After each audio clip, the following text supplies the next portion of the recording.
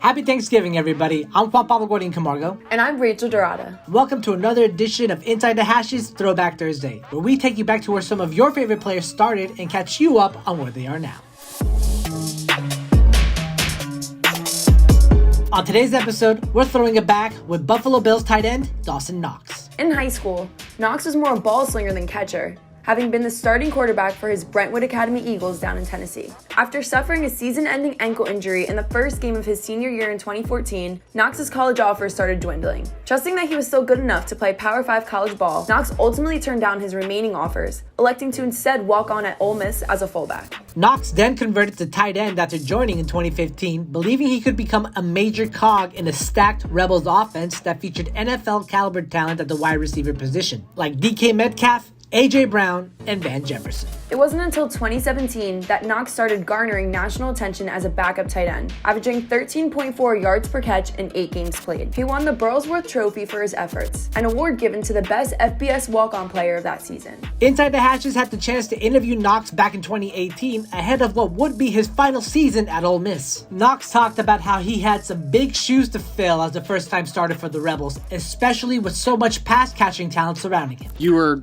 tasked with replacing who was a first-round pick, New York Giant tight end Evan Ingram. What were some things that you were able to learn from Evan's game while he was here, and what was it like taking over for such a respected football player at the same position? One of the biggest things I learned from Evan was just the right work ethic to have, because he worked as hard, if not harder, than anyone else on the team. Even though he was an All-American, and he could have easily just kind of coasted through it and still been the starter, but he just really showed me what it's like to go to work every day, with the mindset that you need to out-compete everybody there, as well as all the other tight ends in the country, and try to be the best that you can be. He's a great dude. We still keep in touch, and he was just a good role model to have while I was there for the couple of years that he was there. And you're a part of what could potentially be one of the best passing games in all of college football. Guys like A.J. Brown, yourself, DK Metcalf, DeMarcus Lodge. What is it like to be a part of such a talented group of pass catchers? Oh, it's amazing.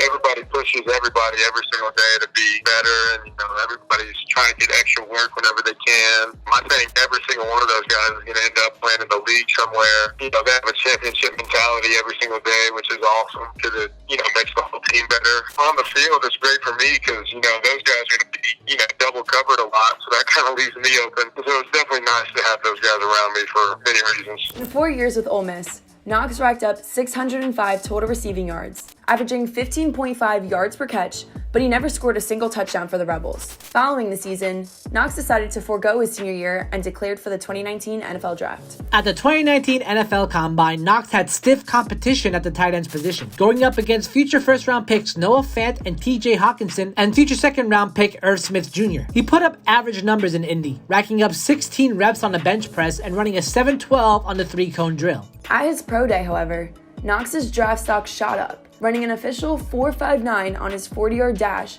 and shaving 0.10 seconds off his 3-cone drill. It was enough to get him drafted by the Buffalo Bills in the 3rd round of the 2019 NFL Draft. As a rookie, Knox was expected to sit and learn behind veteran tight end Tyler Kroft, but a breakout game against the Cincinnati Bengals in Week 3 pushed Knox into the NFL spotlight, where he stiff-armed and trucked both of Cincinnati's starting safeties for a 49-yard catch and run that set up a game-winning Frank Gore touchdown the next play. He finished his rookie season with 28 catches for 388 yards and 2 touchdowns. So far, Knox's sophomore season has been underwhelming, with injuries and illnesses sidelining him for 5 games. In 2020, Knox only has 8 catches for 109 yards, but no touchdowns. His next chance at a bounce back could come in Week 12 as the Bills host a 16th-ranked Chargers passing defense this Sunday, with Buffalo aiming to maintain their lead in a competitive AFC East. This has been Inside the Hashes Throwback Thursday. I'm Rachel Dorada. And I'm Juan Pablo Guardian Camargo. Enjoy your turkey, guys.